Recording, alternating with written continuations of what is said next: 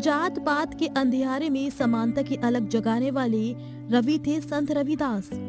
माघ पूर्णिमा की पावन तिथि को भारत एक ऐसे महापुरुष का जन्मोत्सव मनाता है जिसने भक्ति और कर्म के संगम से समाज को एक नई दिशा दी। संत रविदास जी केवल एक धार्मिक गुरु नहीं बल्कि एक महान समाज सुधारक थे। उनका जीवन इस बात का जीवंत प्रमाण है कि ईश्वर की प्राप्ति के लिए ऊंचे कुल में जन्म लेना अनिवार्य नहीं बल्कि मन की पवित्रता ही असली कुंजी है।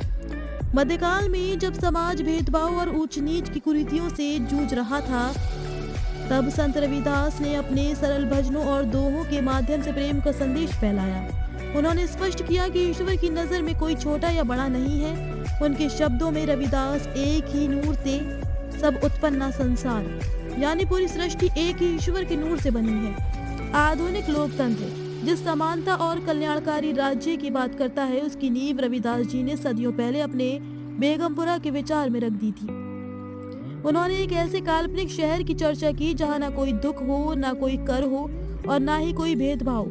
ये एक ऐसे समाज का ब्लूप्रिंट था जहां अंतिम पंक्ति में खड़े व्यक्ति को भी सम्मान मिले। संत रविदास ने अपने पुश्तैनी काम जूते बनाना को कभी छोटा नहीं समझा। उन्होंने संदेश दिया कि यदि आपके हृदय में ईमानदारी और सेवा का भाव है तो आपके काम करने के स्थान में ही साक्षात ईश्वर का निवास है।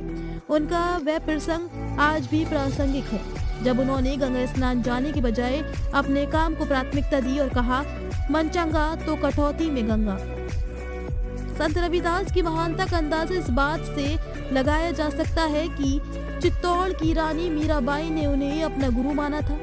वहीं कबीरदास जी ने उन्हें संतन में रविदास कहकर सम्मानित किया था। उनके कई पद शब्द पवित्र ग्रंथ गुरु ग्रंथ साहिब में भी संकलित हैं, जो उनकी व्यापक स्वीकार्यता को दर्शाता है।